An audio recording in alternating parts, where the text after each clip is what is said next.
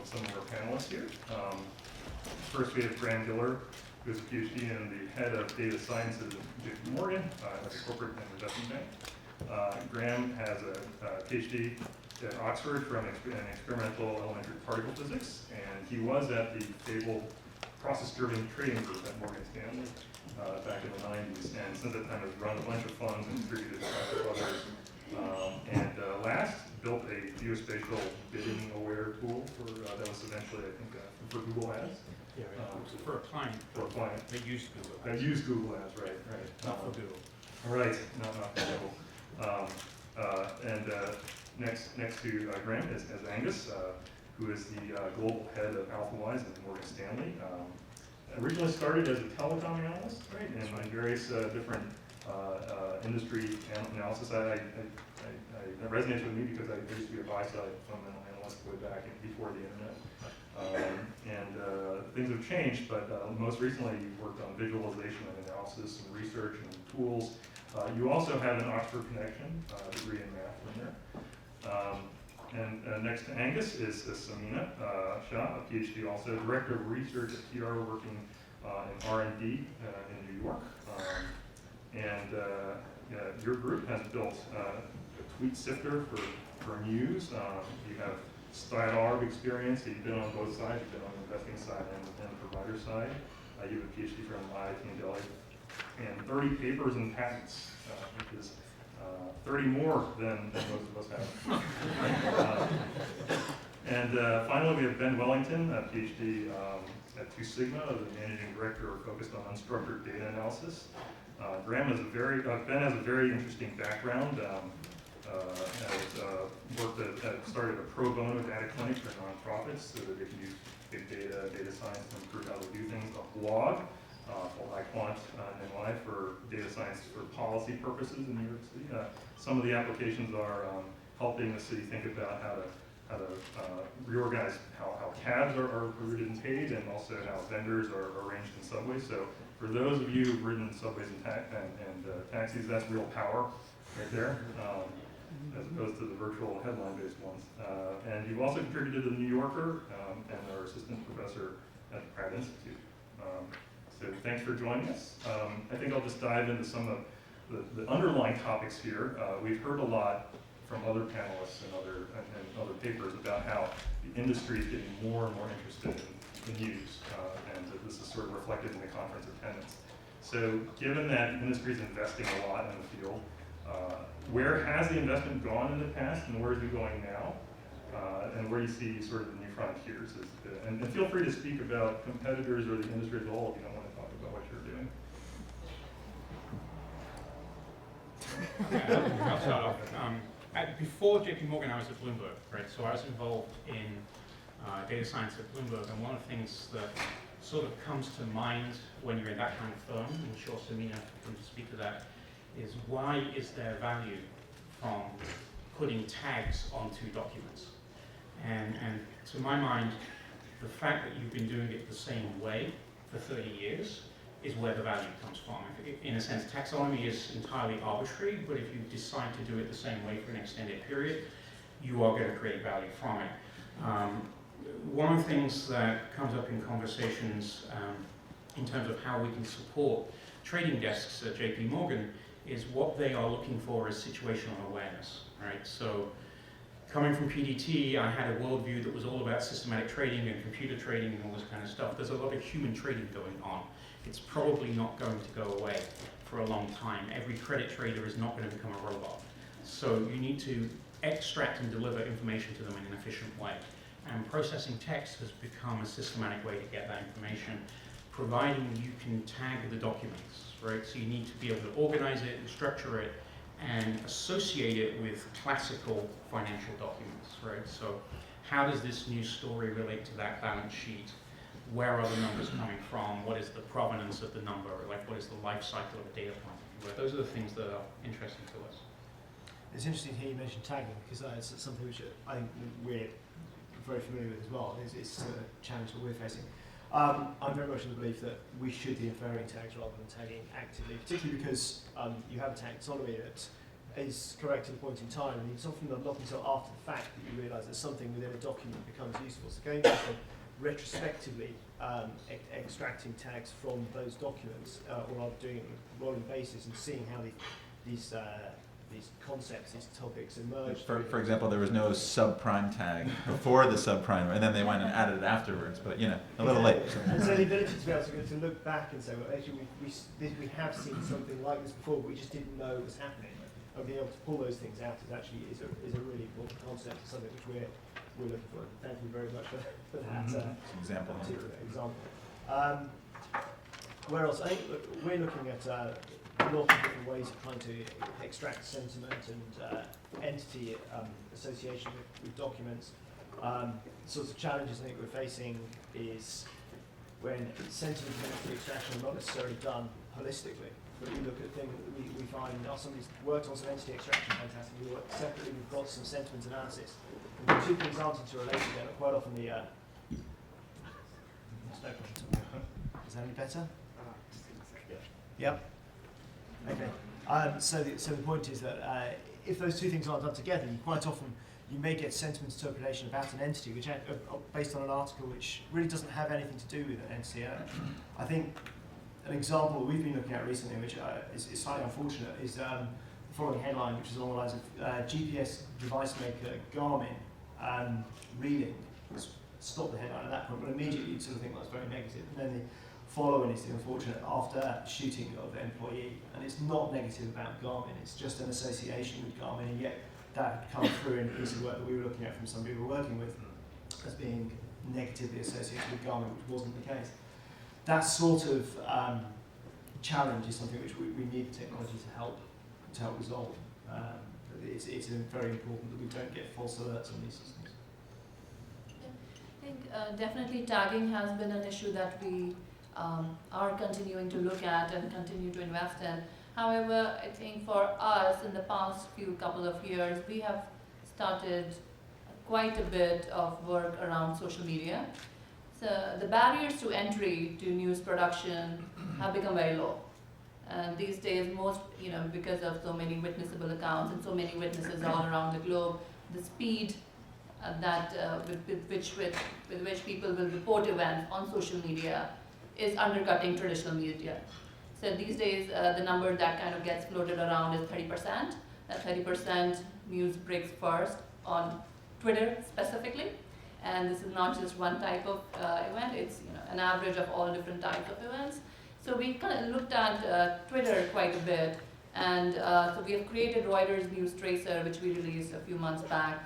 And Reuters News Tracer tries to marry both the speed and accuracy with which people will report events. However, what Twitter is not great at is credibility and authenticity of information. So what we have done is we have created machines that look at about 500 different signals of what the message is coming from, where it is coming from, who's reporting it, whether the person created their account yesterday, or they are a known expert in the field, or what is the message linguistic pattern, who are the people who are interacting in that conversation, is it a small clique, or it's a very diverse type of people, are journalists jumping onto that conversation, those types of factors, and then we kind of suggest whether it's likely that that tweet or that news event is actually true or not.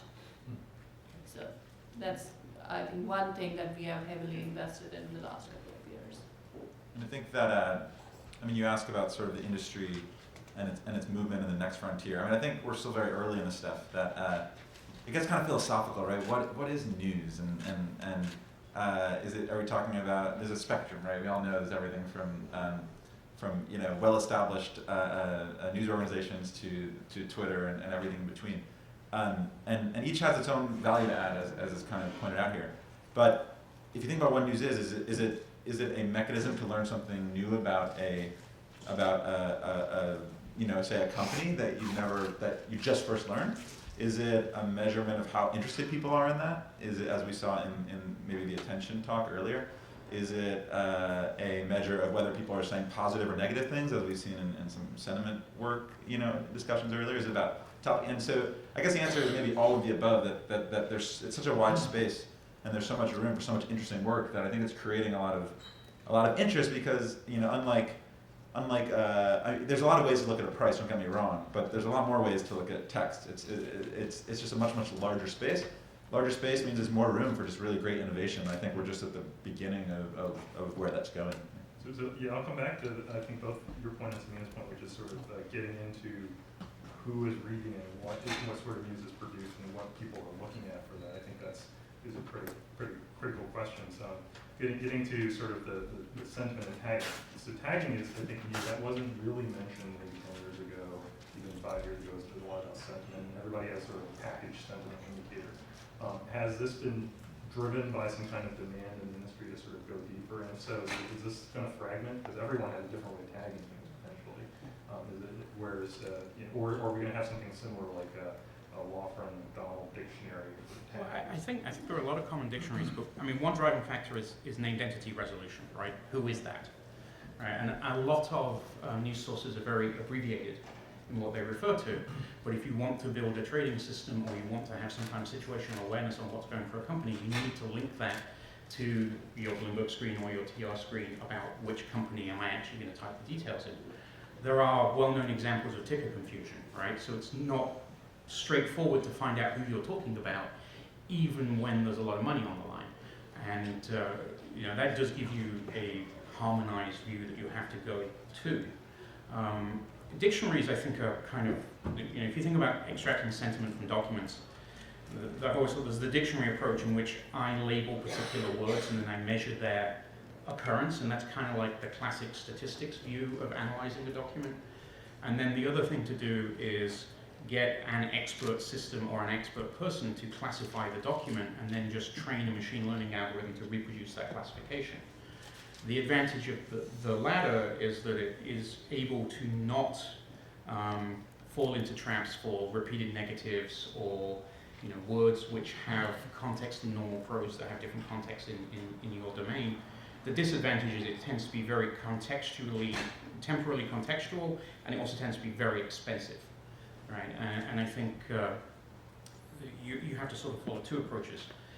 The latter one, I've seen work very well, but it doesn't map into a static dictionary, right? So going back to providing situational awareness for traders, I can't say to a municipal bond trading desk, you should buy this because the algo says it, you should, right? They are never going to pick up the phone to a client and tell them that story.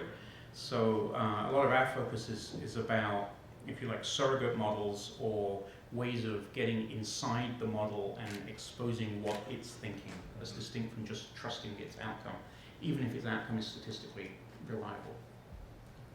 Let's get into that a little bit, maybe, the trust of what's coming out of the algo.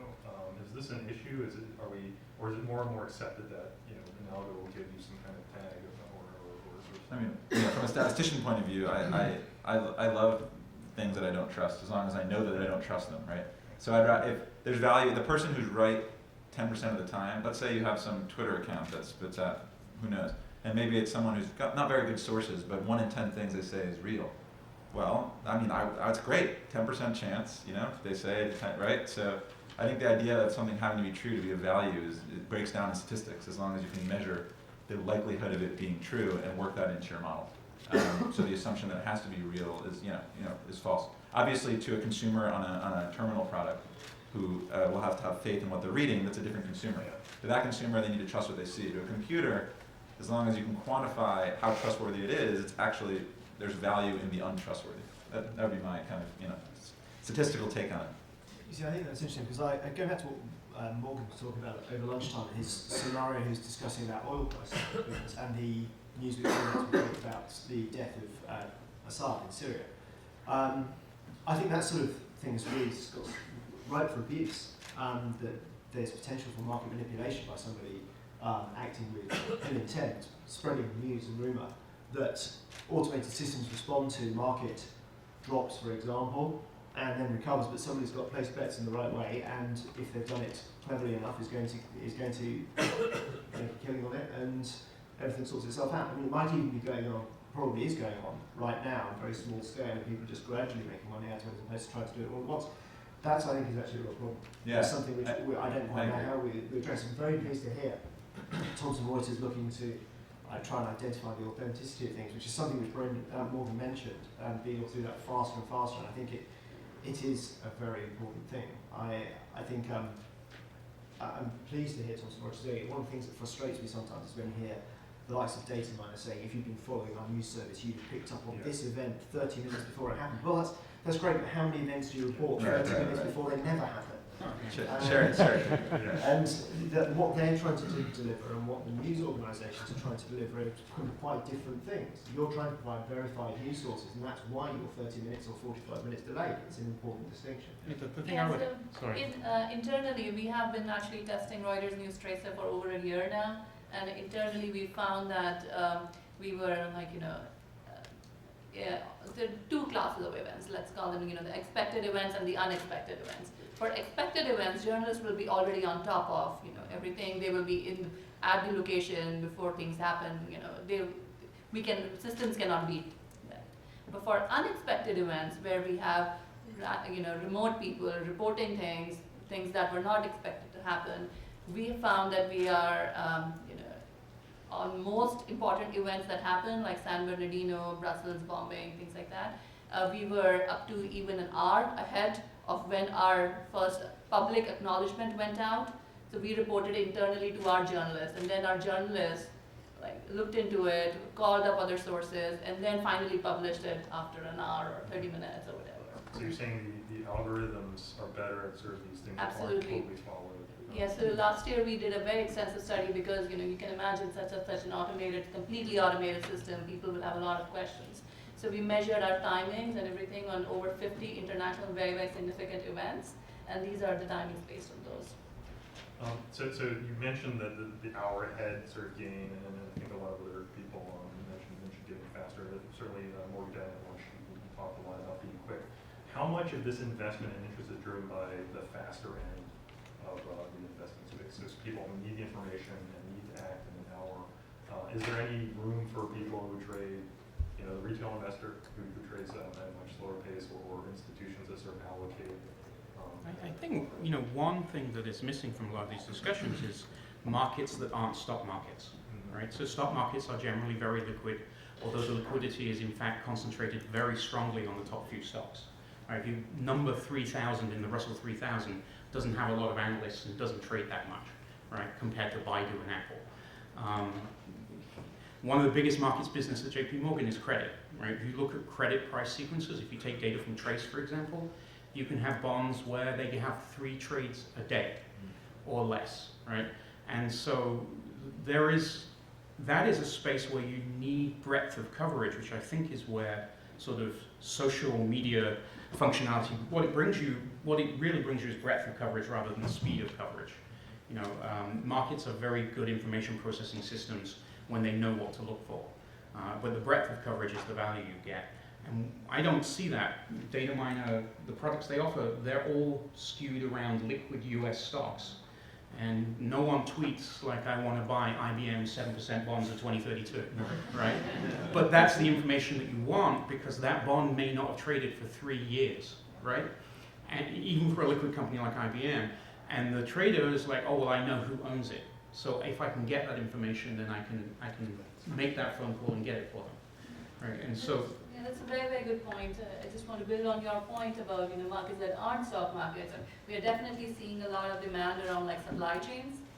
So companies have supply chains in very remote areas naturally, and then any event that unravels in those remote areas, they want to know. Often media will not cover those areas because it's not of massive public interest or other things. So definitely, you're absolutely right. The social media, people could report on those things. So that's again a use case that we are looking into. And you have enough, so this is often a chicken and egg problem, right? So there's not enough people who, either the product's not there, and so people can't really buy it, and yet people want it, but it's not there, so they can't do anything about it. So how is that working? Are there a few anchor or innovative areas that are pushing into this area, or do you have to do it yourself? You can encourage people to get into those things. I mean, Estimize is very successful in getting analysts, getting estimates for earnings of illiquid, less well-covered companies, right? And you can incentivize people. There are, for example, Kaggle competitions are a very popular way of building models. Every time I've looked at sort of crowdsourced talent, one of the questions that comes to mind is why do people do this? Because you have a lot of brain power. Think about a participant in a Kaggle competition. You have a very smart person doing something where they're probably not going to win and they're probably going to be undercompensated for it. I actually have a friend who won the Hewlett Foundation essay grading competition. And I asked him, would he do it again? And he said, absolutely not. A lot of pain. So you've got to ask the question, why are people doing that? And I know Lee Drogan at Estimize, he's like, well, people actually are contributing as a public good. Kind of like Wikipedia. Yeah, they want to find out what the best estimates are for companies. One of the systems that my team built at Bloomberg was taking the NFP guesses tweets and putting them into a time series. We had an event when someone manipulated. We had some fairly robust outlier filters because I was giving someone the capacity to tweet and get their number onto a Bloomberg screen. And we had a situation in which someone manipulated it and they got through the filters. And what was interesting to me was the reaction of the crowd was that they were not mad at us for building a bad filter, they were mad at this person for breaking their thing. Right? So if you can incentivize the crowd to actually do the work, and it's a way of getting them interested in that 2032 bond, then people really do want to be part of the process. So has anyone else heard about or experimented with sort of crowdsourcing news and potential or information in this way? I imagine incentive design is really important in setting the self-regulatory type aspects of this. Well, once again, it kind of goes to when you say crowdsourcing news, do you mean specifically sending people out to find specific things for you, or do you mean? That'd be pretty neat. I guess Yeah, some organizations that or you mean like using? I mean, in some sense, scraping Twitter is the crowdsourcing of Yeah. news already, right? So it's kind Right. of built in, and then you have something like Estimize, where once again is a bunch of people's prediction about something news. I mean, I guess it's news that like anything that kind of happens in the world is news, and so you get this. That's why I say news is kind of this philosophical concept that we all see as the things we read and we pick up the newspaper, but it's really if you broaden the scope, it starts to kind of merge into just new information that's delivered and available, which kind of grows very quickly. I would share a learning that, while working on Royal Reviews Tracer, we primarily worked only on English language. Working on different other languages, if that type of sophisticated algorithms was very hard at the beginning. So we stuck to English. And so our intuitive understanding was that, events that unravel in, say, Pakistan or Afghanistan in other languages, we won't be ahead in those. Turns out there are actually people who translate those events very, very quickly into English so that that information is spread. So even in events that happened in Brussels bombing, the first tweets were in French, but somebody translated them into English very, very quickly. And then there were some events in our, the 50 events that we were monitoring, and that there was an event in Afghanistan in a very remote area. Somebody translated that into English very quickly, and we see that pattern all the time. That's good. I guess there's the other kind of thing that gets disseminated, which maybe not as good, but sadly it's hard to see that. Okay, so let's talk about types of news a little bit. So I think Ben mentioned that there's news that people think is important, and so it's important. There's news that's hard and fundamental, and maybe sort of hard to digest. And then let's talk about that second channel. I guess it's more of an elite channel. So we had a journalist panel, and it was sort of I think behind everything that they were saying was basically a changing structure of industry economics. So you've got pretty much stagnant subscriber growth. You've got advertising revenue that's sort of shrinking incredibly, and if you believe Morgan, it's being eaten by Facebook and Google for free. And so the production of news is sort of being more fragmented. It has to move behind the paywall. It may stop being so widespread. And then you've got the sell side, for instance, which used to produce a lot of reports there. The story's always the same, budget cutbacks, coming back. So what's going to happen to this sort of elite hard news production? Is it going to go away? Are we all going to be looking at Twitter? I would be, for full declaration, I work in sell-side research and understanding, but I would be very, very disappointed if it goes away. I think it's a very important social responsibility for good quality research and journalism. Greg Zuckerman, who's up here, talking about the RENCAP work out, excuse me for forgetting the guy's name, Robert. That, I put back something very early in my career when I was a telecoms analyst at Morgan Stanley, and a gentleman who's still a telecoms analyst in New York, called out Quest for poor accounting practices and financing and work collaboration with Trevor Harris, who was here at Columbia. And he got a huge amount of flack on the call, the earnings call from the CEO, Joe Naccio of Quest, and who scheduled a follow-up conference call the next day to again lay into Morgan Stanley for calling out Quest on its poor accounting practices. And it turned out to be absolutely the right thing to do, and it takes a bold person to do that, and it takes time, it takes effort, and it needs to be paid for. And it's very, very important, because without these things, things persist, things go wrong if there isn't this body of research, be it sell-side research, be it journalism, that's there to act as a guardian, to act as somebody who's calling things out, which I don't think are right. I think it's hugely important. We need to work out how it gets paid for, because it's not clear at the moment. It is a bit of concern.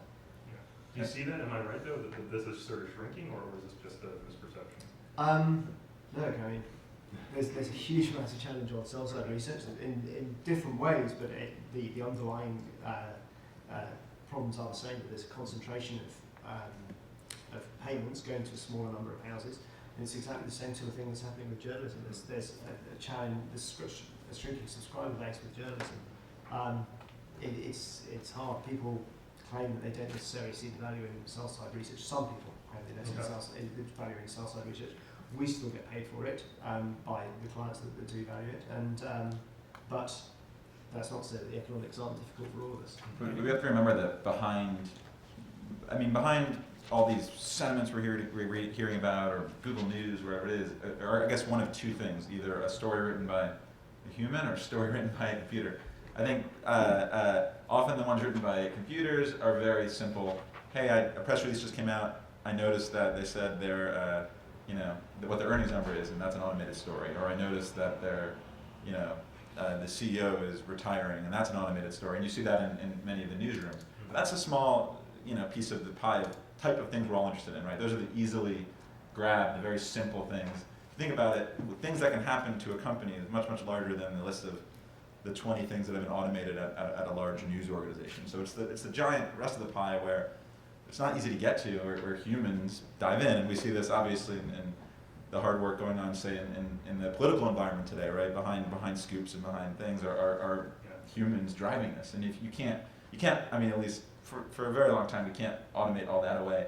And even if Google is aggregating all that, most of the things that Google's aggregating and everyone's freaking out about is a human.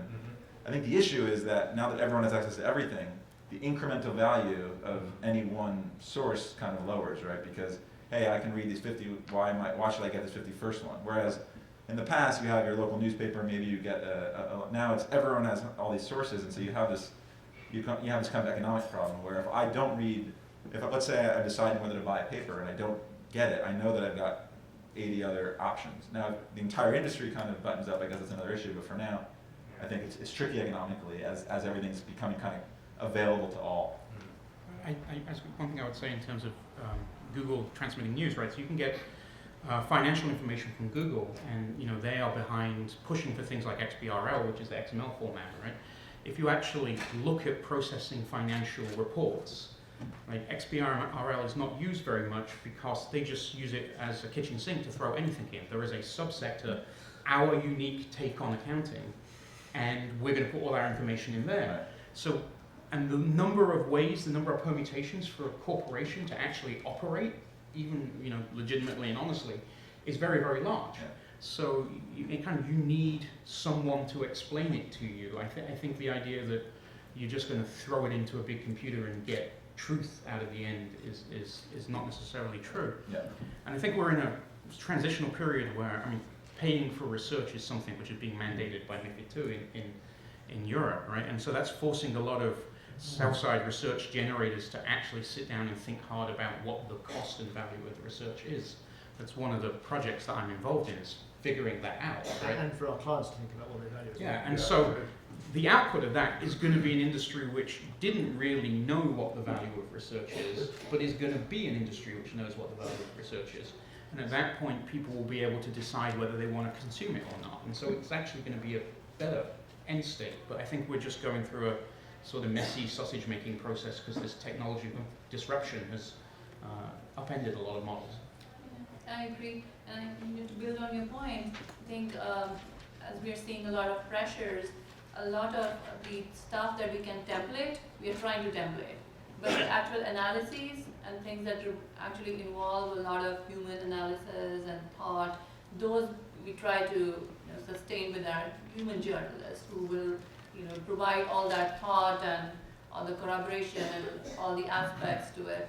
But in terms of your original question, I think I agree with you. I think the pressures are there, and I've heard arguments in which people say that eventually it will move to being non-profit, or there will be new business models that will need to evolve to continue and to serve the purpose that journalism serves. Yeah, I mean, you have reporters and lawyers, right? How are they Yes. feeling about this? Like, are they being incentivized to kind of chase after the rumor or the latest social media explosion, or do they write hard, sort of longer form articles? So the more longer form are definitely are more appreciated. Our journalists were spending time on social media, and with what 700 million tweets a day, that's like humanly not possible. So we wanted to create a machine that would sift that, and in our analyses we found that less than 0.001% of tweets are potentially newsworthy. So we filtered out, the machines filtered out a lot of stuff. Then we came up with some algorithms that are able to assess newsworthiness. So we filtered out the rest. Then off newsworthy stories also, then we tried to see which are duplicates and which are somewhat related, so group them together and then try to further assess whether it's actually even credible enough to be looked at, or just dismiss them right away. So that leaves a very, very small proportion for just to push out or for a human to look at. So they don't have to waste their time looking at all the nonsense that also exists out there. So Ben, I think you painted an optimistic picture of the diversity of sources out there, from humans, actual people writing stuff, and it's valid in some sense. But do you find the same ratio of validity? So we have a lot more of these sources. I mean, like, you have to ask yourself that if you were to, let's say you had some computer where you could type the name of a company and it would bring you to a random website where that was mentioned. What are the odds that the thing you just read is important?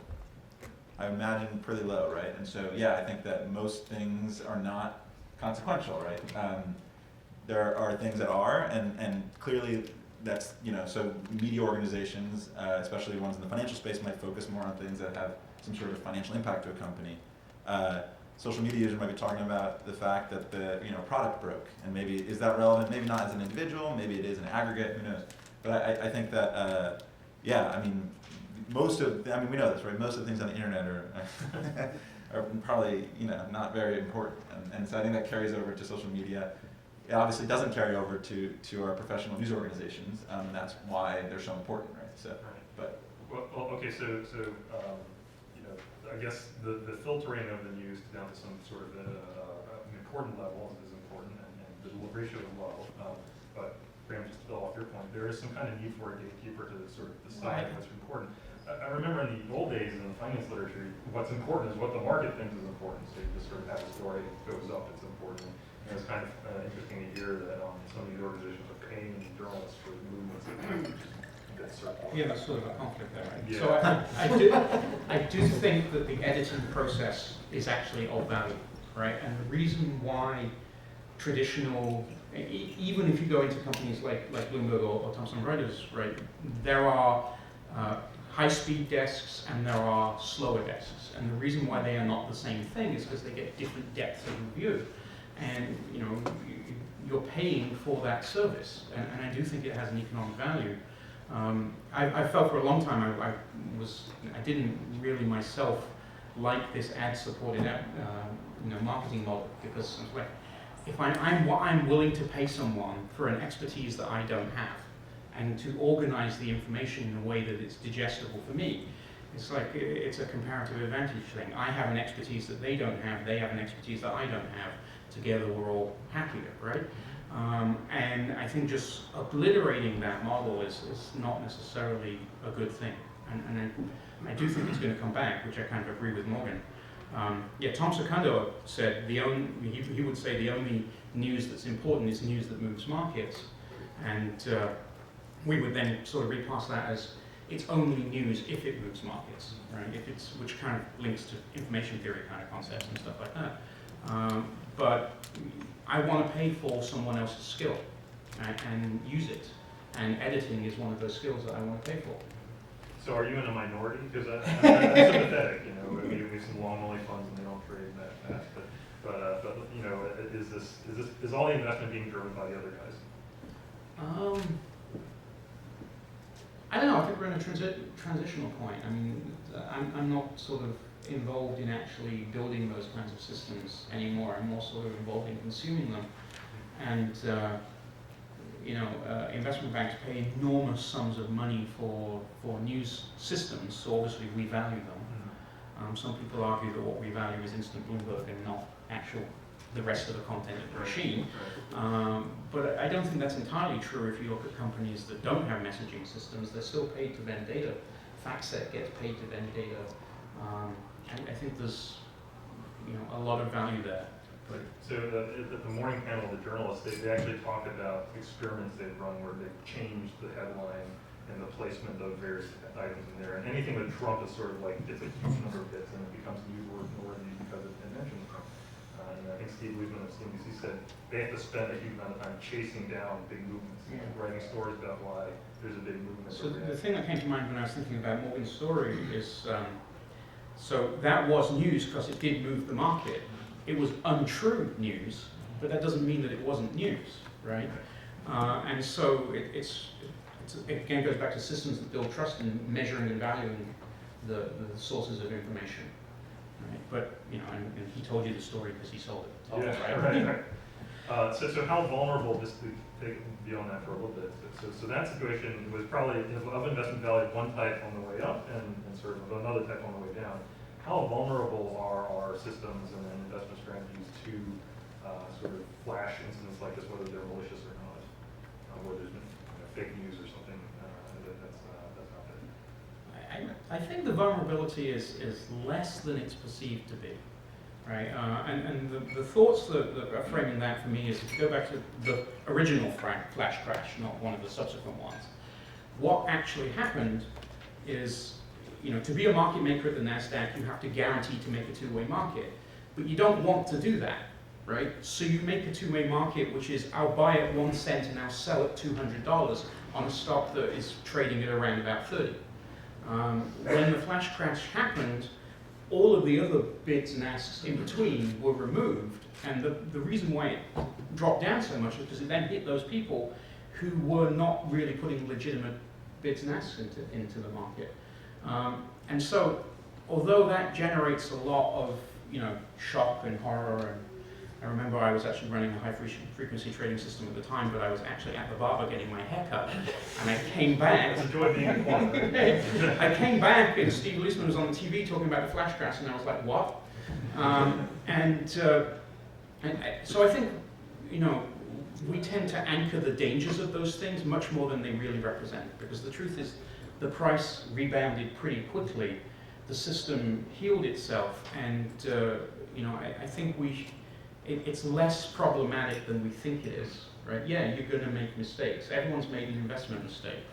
I've made more mistakes from bad risk management than from bad alpha, and we've seen a few, you know, some somewhat famous incidents. Everything from the hacking of the AP Twitter account, right, about the White House and that, right, and to the United Airlines bankruptcy that Google News accidentally, you know, had republished, yeah, and then Bloomberg picked it up, and then the stock plummeted. But to your point, I mean, it rebounded once people realized, mostly rebounded once people realized it wasn't controlled. If you ever take a few on that. Yeah, exactly. Okay, fair enough. But you know, the system is meant to kind of correct itself. Now that doesn't mean there aren't dangers, and obviously anyone employing any type of strategy needs to be very careful to not, you know, to go down some chasing your tail. But I think in general, the market kind of understands, once we understand that something's not real, the price of things then kind of are reevaluated. Which I think it is valid. The market as a system does tend to accommodate Yeah. these things. I think when it's done maliciously and the individuals make money when they shouldn't, that is a challenge which we need to look at. Yeah, that's some sort of regulatory. That's not normal. Yeah, I think there's a case, somebody in the UK posted a fake 10K or something like that, or like filed something with the SEC, and they got the whole, the book thrown at them. But, yeah. I'm maybe from the UK, but I don't. Okay. It's all disappeared into the midst of average sort of resilience. I guess resilience is an important feature of the markets. You know, lots of participants, lots of sort of ways of verifying things. Diversity of sources, I think, also probably plays up a lot. Morgan mentioned, you did a poll, how many people read Breitbart, how many people watch Fox News. I think a lot of people don't admit to doing that. Is this sort of built into your news tracking systems? Like you try to identify, well, how do you even know if you don't know certain types of news and what needs to be covered more, weighted more? I think it's a really important point, and I think it's absolutely right to call it out. I was going to mention that point as well. I think it's really important that people take in diversity of sources. One of the things that I think we run the risk of suffering from is when news is targeted at us based on what we've read before, based on what sources we normally look at, and it just then delivers to us more of the same. You run that risk, for humans who are interpreting this, at least you run that risk of just being cornered into a certain way of thinking. The fact that when I search for something on Google, it tends to serve up the 2 or 3 websites that I tend to frequent most at the top of the news source, which I suspect it's doing because it knows that I like those 3 news sources, is actually a bit of a problem. I would rather I was challenged a little bit more.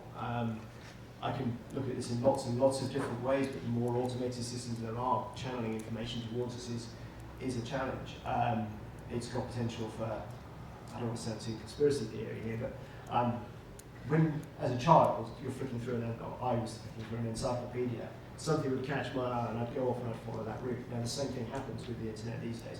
You're on a news website and it says, after reading this, hey, why don't you read this? And you're served up clickbait because there's a financial incentive behind it, or there may be a political motive behind it. Somebody's forcing you to look at news in a certain way, and it's not as clean as it might appear. And I think that presents a challenge for all of us to remain on top of what. Before you know, you're buying skin cream, That's related to The point is, it is up to us to make sure that we are conscious of systems that are pushing news in towards us, and that we maintain diversity. So there's a sort of known issue with recommended algorithms and machine learning is that they tend to sharpen recommendations. So they sort of they are self-consistent, right? They lock you into a place and then they don't let you out. And if you want, that goes, go back to the point about editing, right? So I listen to the radio, I don't listen to Spotify, because I want someone else to suggest things that I've not heard of before. Right? And that's a deliberate choice that I made. They can sort of set like the mutation algorithm on Spotify. Okay. Yeah. That's pretty cool. They do good work. It's not too unfamiliar. So there's value to, there's a known defect in machine learning that recommender algorithms sharpen recommendations. They're self-reinforcing, I guess. Yeah, and so people are, I think in the academic community, they're starting to be aware of that as an issue, but it's anyone can see in their own experience that definitely goes on.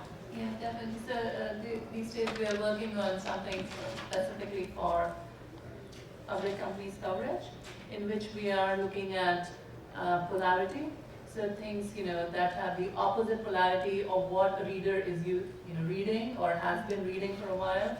We try to incorporate that In a user experience, yes. so you're reading something. So here's an alternative view. Yeah. So you actually have Opposites is more of what we're going for. Yeah, that makes a lot of sense. So let me get this straight. So when somebody goes to a piece of news, you actually say this is the opposite. So it's not rolled out yet. Okay. We're looking at something that will present the opposite of what you have consistently been reading. Right. But if there's an opposite view, and how much or proportion of that opposite view exists, Right. this is the first opinion that's coming out, or maybe there's like a lot of stories that are coming out with the opposite view. So that may be another solution to sort of the deep analysis conundrum. I think, like, if Bill Ackman has a press conference, and Carl Icahn has a separate press conference, and they sort of fight each other out. I think there's probably, at the end of the day, more like, but automatically isn't going to happen. That's what I'm hearing. Machines aren't going to do it. Yeah. Not yet. Not there yet. Yeah. Not there yet. So you know, the counter argument and sort of this whole discussion about clustering and herding on types of news. Recently, we've had a lot of examples of elite failure that were mentioned in the journals. So you know, Brexit, the trading odds were way sort of one-sided, and it's the same for the election. Well, you see, the election, I think, goes back to the risks being overestimated, right? So Nate Silver's model gave an 18% probability of Trump being elected. Last time I looked at horse races, 4-to-1 shots won, right? So we have to not rule out the odds system, the predictive system as being wrong just because we have one outcome that isn't really that unlikely. You know, the random happens, and It's maddening. I say, you know, let's say you're a newspaper and you say, there's a 20% chance, everyone, of a hurricane hitting. Just so you know, when a hurricane hits, you're a hero. If you say there's a 20% chance of Trump winning, and Trump wins, you've got it wrong. It's true. That's how there's something wrong with that model, right? We're expecting different depending on the context, but is it a function of the people who are in the news business or the investing community? Like, are we too similar?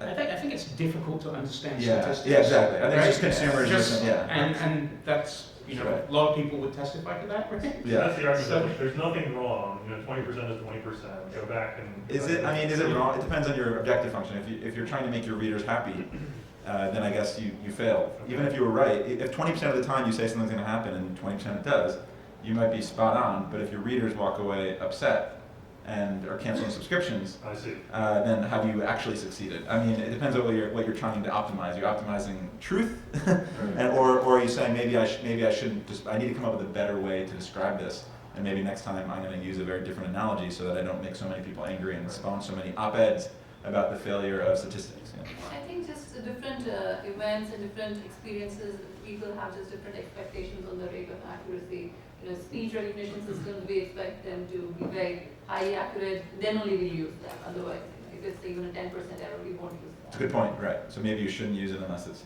very yeah. Okay, so it sounds like, at least internally within our separate organizations, people were okay with these probabilities, and potentially the journalism field is flagellating itself a lot because they are hearing the screams from their readers. Is that a difference of sort of audience and purpose? Is that what's going on? Was everyone okay with how the election and the Brexit vote turned out? I heard a lot of swear words. They ask whether we were okay with the outcome and But whether I guess the market the sort view of- of it's quite a different thing. The market sort of equalized at some point and Yeah. about their business. So most of my career I've been involved in systems where you have to use the language of linear regression. Your R-squared is like 1% or 0.5%, and if you get to 5%, you're a hero. Yeah. And so just I have an inbuilt expectation that things just don't work out according to the model, right? That variance is a reality. And I think we have done a poor job of communicating how uncertain these predictions are. And it's sort of a corollary of the gambler's fallacy, right? If something rare happens, that doesn't mean it wasn't rare, right? But we don't describe that to people. Yeah. Well, okay, so let me push back a little bit on this. I wonder if this is true of the investment industry as a whole, because you have a lot of people who train the statistics on this panel, and we kind of understand that, and we're in a subset of the investing field that seems to be in the ascendant. But is this true? Like, would a macro strategist feel the same way? Would other parts of the bank feel the same way? Other hedge funds, or is the response different to sort of getting it wrong? I imagine people were positioning themselves with a knowledge of some, they had their own maybe prediction, but I imagine that if they were taking a quantitative approach, that they positioned themselves and they said there's a % chance that this will happen, and let's, if we lose an outrageous amount of money and a 20% chance, then obviously we're not going to do that because there's risk. So I think that the investment community can kind of take that in and say, okay, am I okay with a 1 in 5 chance of what's about to happen and what might happen there? And usually the answer is no. You don't want a 1 in 5 chance of something catastrophic, so you reduce your your risk so something bad doesn't happen. But I think they're generally comfortable with the idea of uncertainty. Yeah, and well, our perspective is slightly different, right? So if you're making markets, you're getting compensated to take risk and take adverse selection from clients, right? I think in both of these events, the adverse selection wasn't there, i.e. not only did most people not know it was going to happen, there also weren't a subset of people who did know that it was going to happen and were able to exploit it.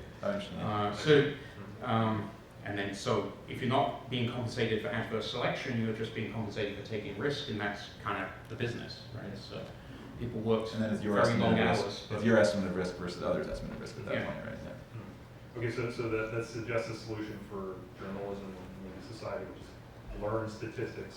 Sit down, not worry about it. Get rid of this.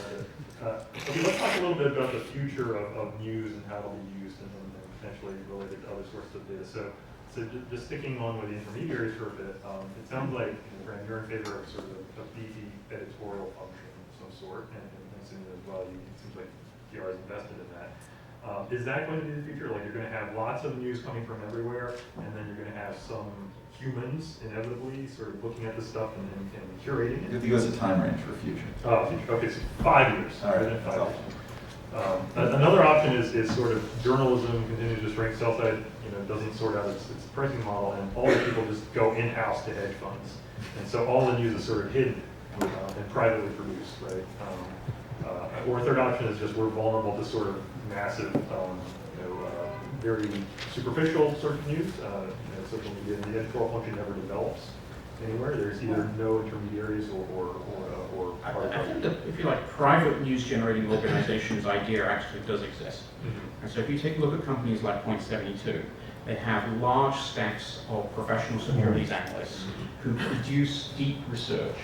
And they are currently going through a process of trying to figure out how do we systematize what they do, how do we database it, how do we apply science to their output, right? And you could think of that as that's a private news organization where if you're inside it, you have access to all of that information, but if you're outside, none of it's getting out. And so I think that's definitely something that's going to go on with significant investors. And then there becomes an issue, are those people going to be interested in selling their product to third parties? So that's definitely happening. In terms of, I see like a stack, right? There's going to be robots at the bottom, and there's going to be people at the top. And one thing that sort of influenced my thinking, so Gary Kasparov's reaction to being beaten by Deep Blue was to create this thing called Centaur chess, which is what happens if I give a supercomputer to a grandmaster.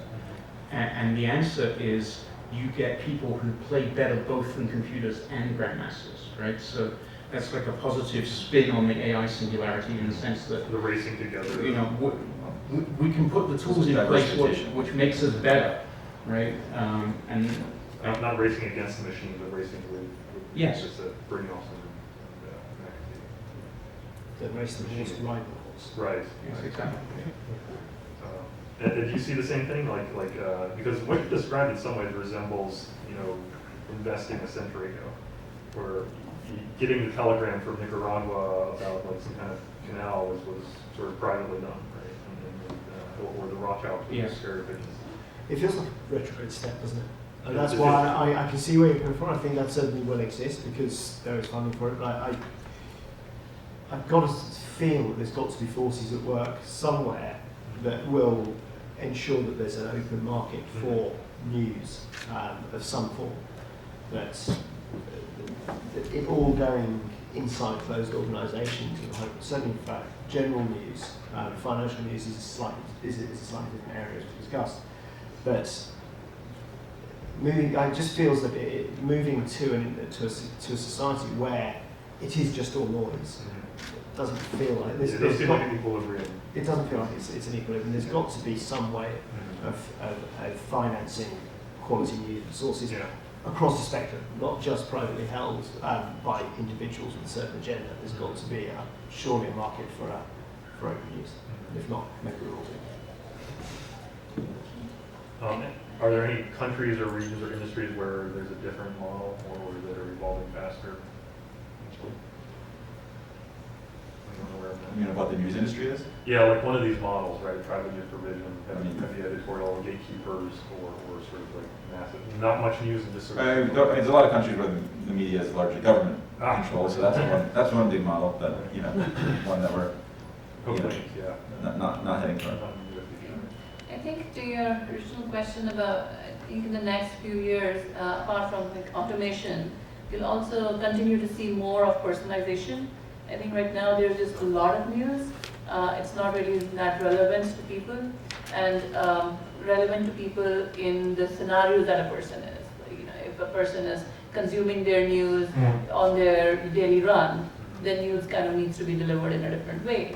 If they're as a quant feed, then it needs to be a different way. So kind of understanding that personalization and what time of the day, what you are engaged in, that including all of that in delivering news to you. And then I think now consumers are a lot more aware of fake news, propaganda news, highly partisan news, and consumers are kind of open to getting that alternate opinion. So I think we'll see more of less acceptance of opinions as facts. Great. Okay, so we have 5 minutes left, I guess. Do we have to take questions? Is that traditional? So please, there are mics available.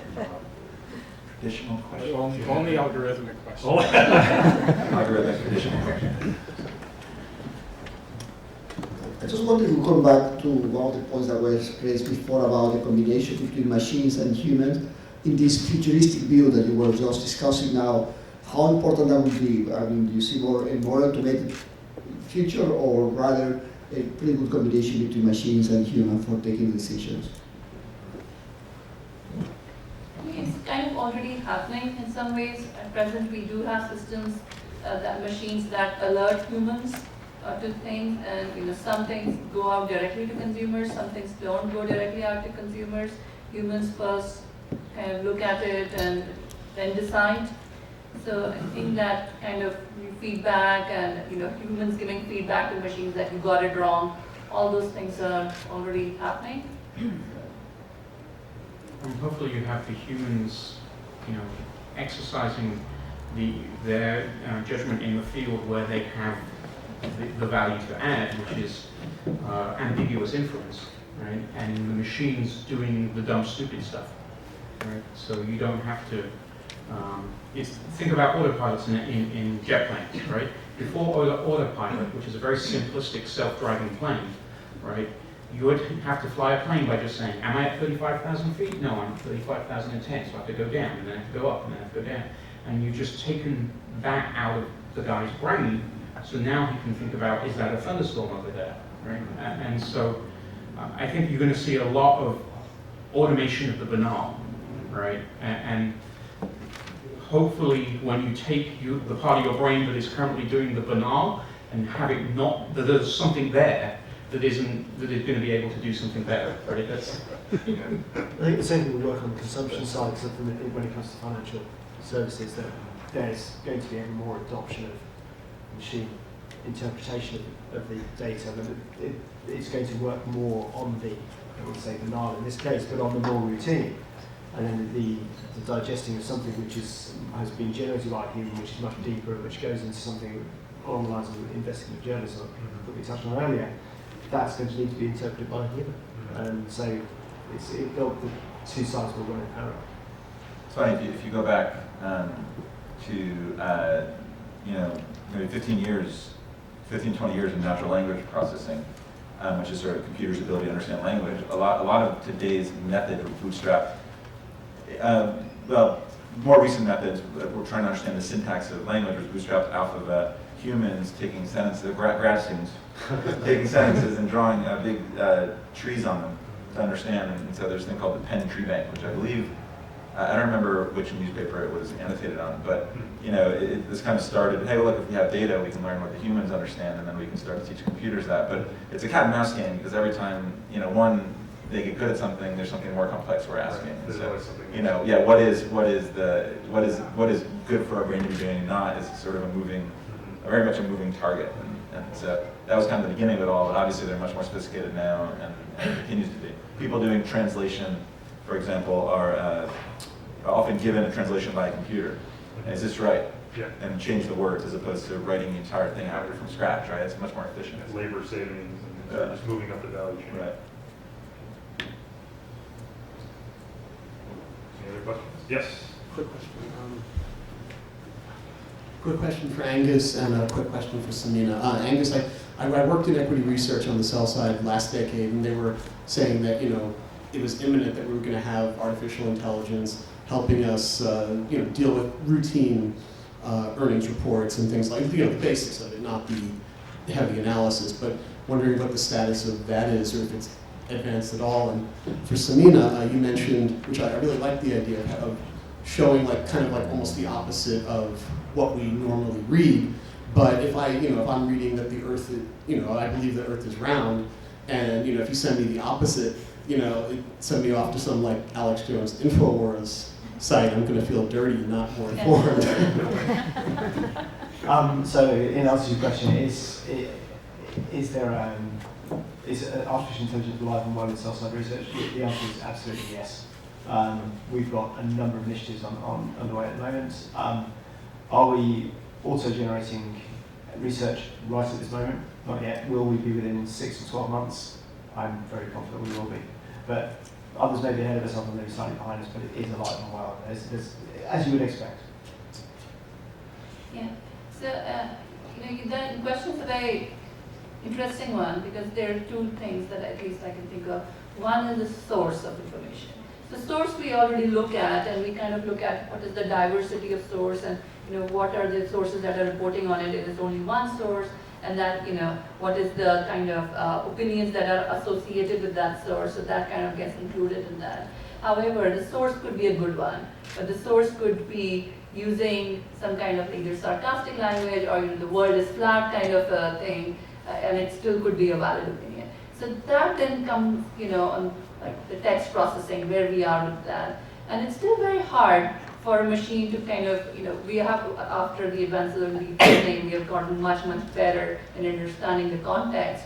But still, that type of sarcasm detection, or that, the world is flat, what humans understand from that, after reading this book especially, machines cannot understand that. So I think some kind of errors will still be there. If I can add to that, I think it's a question of designing the user interface and the messaging, right? So to go back to what Morgan said, he said, we're going to show you sources, but we're going to label their bias, or our perception of their bias, and that's better than not showing it to you. Then you get to make that decision, right? So you can here's this article, the world is flat, right? And you can say, oh, that's just nonsense. But if you never get shown it at all, you're not actually exposed to that thought chain. Yes.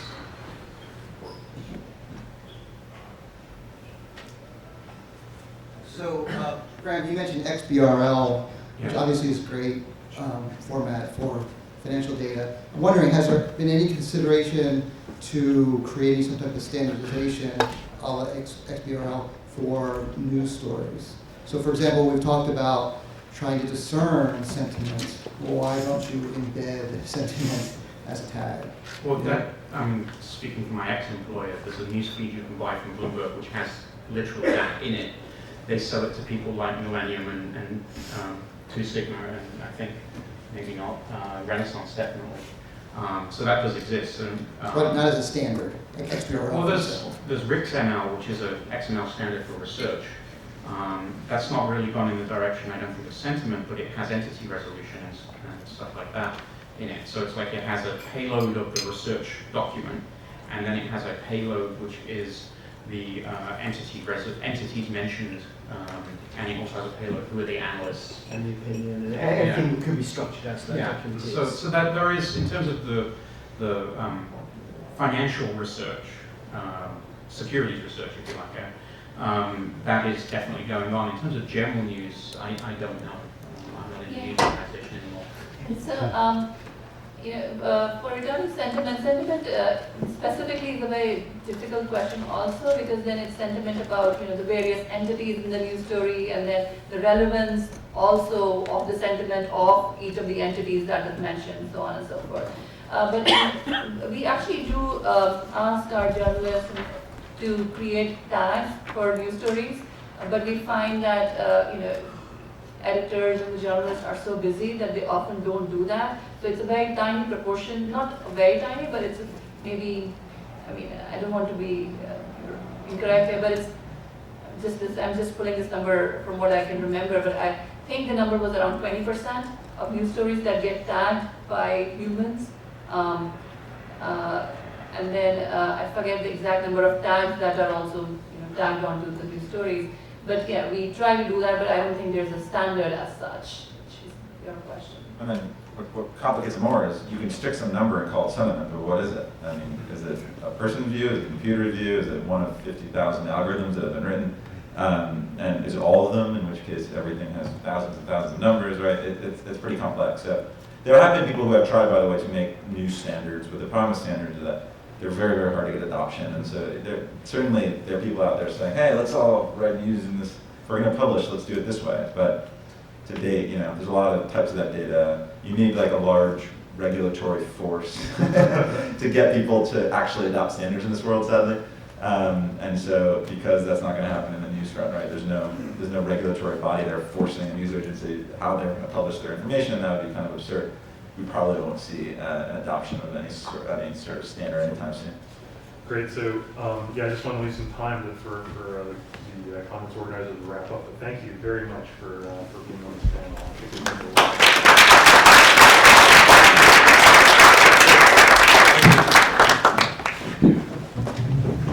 So I just need to say a bunch of thanks. So first of all, thanks to the panel, thanks to our sponsors for the day, JP Morgan, Bank of America, Morgan Stanley, our co-organizers, the Data Science Institute and the Global Risk Institute of Toronto. I want to say a special thanks to Melina Urbano. Melina, please stand up. Melina is the organizing force behind this.